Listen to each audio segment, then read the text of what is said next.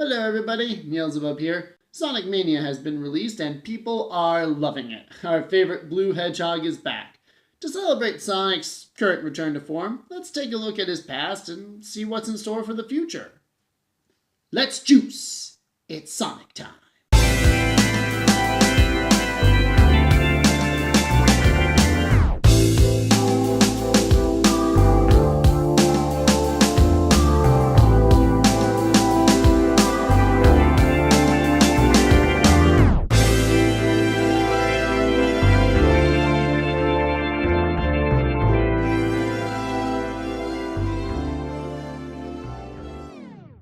We cannot, for our love is forbidden.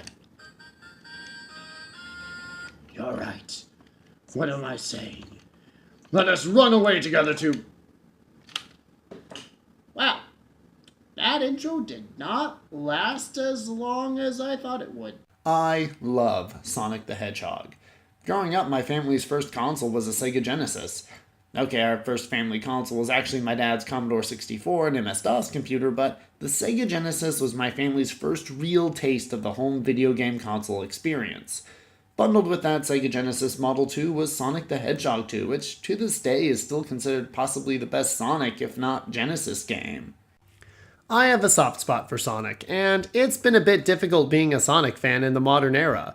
There's a good game every once in a while, but it seems that for every one thing Sonic Team does right, they turn around and do 3 more things wrong. Still, it seems like 2017 may be the year things start looking up again for our old pal Sonic. Sonic Mania has been released to critical acclaim, being praised by both critics and fans, and Sonic is currently successful in not just the video game market, but also the animated one. Following the wake of the failure that was Sonic Boom: The Rise of Lyric, a new Sonic cartoon called Sonic Boom was made using the character models from the Sonic Boom game, and it's actually pretty good. Writing-wise, it's the best Sonic cartoon. That's not really saying much when this is your competition. Sonic, they're so slow! Everyone has something special to offer. You are standing in quicksand! Quicksand? Yikes! So why are Sonic Mania and Sonic Boom succeeding where past attempts have failed? Well, let's take a look. Part 1. The Games. We'll look at the games first because this is easy. It's a pretty widely accepted fact that Sonic didn't transition as well to 3D as his rivals on Nintendo. The Sonic Adventure series was well received, but even die-hard fans will admit the games have flaws. Sonic Generations and Sonic Colors were also well received, but that's about it. Most of the 3D games were rushed, underdeveloped, buggy, or just not very well thought out. The Genesis games and Sonic CD felt like they had been perfected. There were some annoying aspects, and Sonic games have never been great platformers, but the Genesis games gave you more opportunities to feel the rush of speed and adrenaline that made the series popular. The 3D games in comparison just feel slow and sluggish, especially when you're forced to play other characters. I've only recently been able to play Sonic Mania, and so far I'm part of the choir singing its praises. There's some nitpicky stuff here and there, but for the most part it's a really solid game. With the emergence of the indie scene and the revival of the 2D platformer, I think a question we all need to ask is, do we really need 3D Sonic anymore? Sonic Mania has proven that there's a lot of potential to explore with Sonic in a 2D environment. 3D isn't the wave of the future that it used to be. Not everything has to be 3D anymore. The truth is, there really is no reason for Sonic to be 3D anymore. A lot of people have compared playing Sonic Mania with being reunited with an old friend, and for me, this is true too. Come here, buddy. Sonic, get out of the way. Knuckles! You're fully playable again! And you're awesome! No more bullshit treasure hunting! You're just cool again! It's great to see you, buddy. Part 2. The Cartoons. Okay, this part is a little more complicated. Up to now, there have been about 6 Sonic the Hedgehog cartoons. Let's list them. Sonic the Hedgehog the movie, The Adventures of Sonic the Hedgehog, Sonic Underground, Sonic X, and Sonic Boom. Out of all these shows, the 2 big standouts are Sonic Boom and Sonic the Hedgehog, also known as Sonic Saddam. Sonic the Hedgehog the movie is really just an OAV. It has some great animation and fight sequences, but the plot makes no sense and it's ultimately forgettable. Personally, I feel that Sonic X is a bit underrated. It has a horrendous English dub by 4Kids, and if you want to check it out, I highly recommend seeking out the subtitled version. It's the only Sonic cartoon that features all the Chaos Emeralds and Super Sonic, and also adapts the Sonic Adventure storylines. Overall, the series is okay. The only main issue with it is that it's kinda generic. Just take a random action anime and replace the characters with Sonic characters, and the plot will probably sync up reasonably well with Sonic X. Nothing bad, but nothing outstanding. And when you take something mediocre and give it horrible voice acting, it's just... Look, I'm a hedgehog, not a cat. I know. Please don't be mad. The Adventures of Sonic the Hedgehog is just bad. Imagine Looney Tunes, but with all the witty banter replaced with annoying catchphrases from the 90s, and that's pretty much the show. Sonic Underground was mostly bad, with the only good stuff more or less completely taken from Sonic Sat-Am. So now we're left with just Sonic Sat-Am and Sonic Boom. Sonic Sat-Am was cancelled after 2 seasons and ended on an unresolved cliffhanger. It has a dedicated fanbase, and most of its characters, while never appearing in the games directly, unless you count the Sonic Spinball cameos, were a major part of the Archie comic series. I'm going to level with you. Sonic Sat-Am is mostly garbage. It has a great premise. Robotnik is an evil despot who is turning all of the planet into an industrialized, robot-controlled wasteland. And Sonic and our band of freedom fighters who live in one of the last natural places on the planet must fight to reclaim their world. That's fucking awesome. Yeah, thanks. It's juice and jam time. Man, what'd you do to me? It took your speed, little thief. That's uncool. Unfortunately, the writing doesn't start getting competent until the 2nd season, and by then it was too little too late. So why is this show so popular with Sonic fans? Well, the answer to that is simply Robotnik. Sonic Sat-Am has hands down the best interpretation of Robotnik ever. Just listen. The foul little beast is ours, Clark.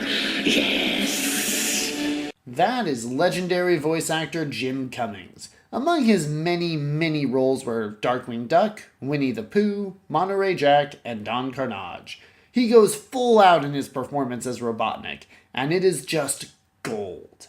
This is the only incarnation of Robotnik that I've ever thought was scary or intimidating, and honestly, I think Cummings' portrayal of Robotnik is what has given Sonic Sat-Am its staying power. The stakes for Sonic and his friends feel real because of how menacing and relentless Robotnik is. Snively, what color is my heart? I don't see a answer. Exactly.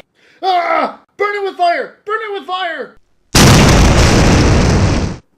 So yeah, this and this, same person. Sonic Boom is on the complete opposite end of the spectrum. Instead of being dark and serious, it's completely lighthearted and goofy.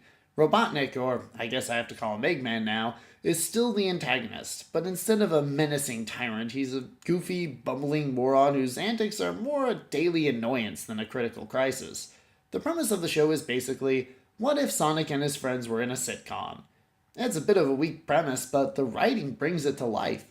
It's a lot of fun to see these characters with these wacky designs and aesthetics deal with incredibly mundane problems. There are action sequences, but they're simple and are never the main focus of an episode. It took us hours to put that baby down, Eggman! Now we're gonna put you down! Yeah! And not for naps either! I'm sorry. I didn't realize this boring action sequence was getting in the way of your enthralling babysitting escapade. While I really like Sonic Boom, it doesn't really feel like I'm watching the game come to life on my screen. Sonic Sat-Am is the only Sonic cartoon that's come close to feeling like that for me.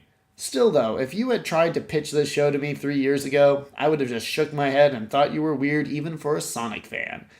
But it works because it's such a stark departure from what you see video game adaptations do. I wonder what a Super Mario Bros. Sitcom would look like. It says right here that you two are the best plumbers in Brooklyn and quite possibly the world. Yes, Nicole, that is absolutely true. Not only that, but we are also very neat and clean. In fact, What do we always say, Mario? Hey, you slob, that's my pizza. Never mind.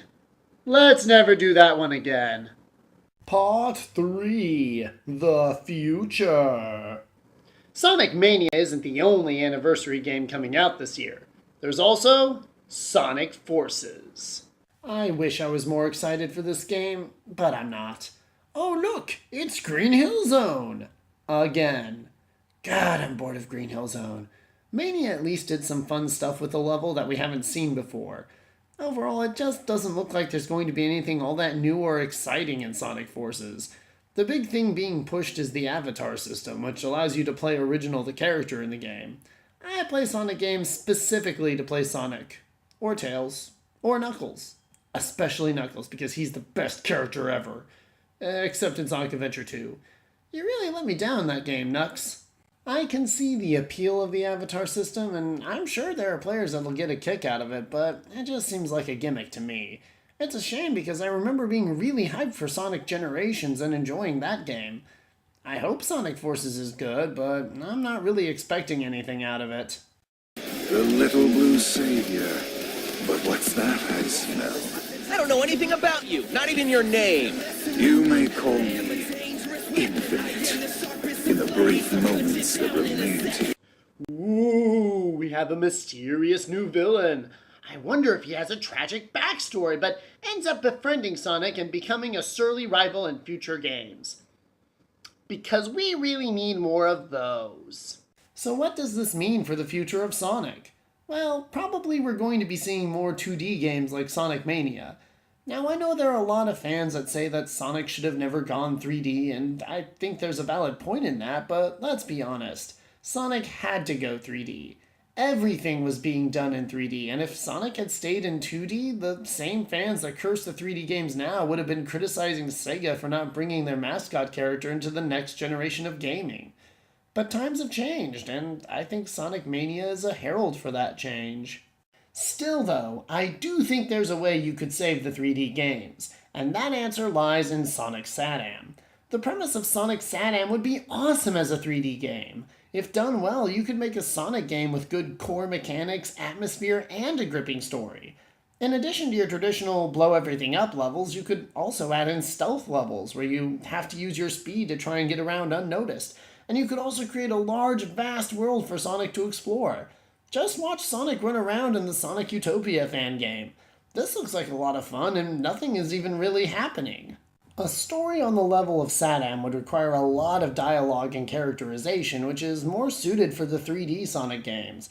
I'm not saying make Sonic SatAM the game, but you could use the rich premise and world to create something new and interesting. Sonic Mania definitely has more story in it than some of the other 2D Sonic games, but it's still more of a gameplay-driven game than a story-driven one. And that could be a good place for the 2D and 3D games to split paths. Maybe Sonic Forces will be the same smash hit that Sonic Mania has been. If it is, then we can expect Sega to make more games like it. If it isn't, well, we're probably going to see more focus on games like Sonic Mania. Either way, whatever the future holds, it's just really good to see Sonic getting positive attention again. And I hope it stays that way. Well, gotta juice. Till next time. Sonic, he can really move. Sonic, he's got an attitude. Sonic,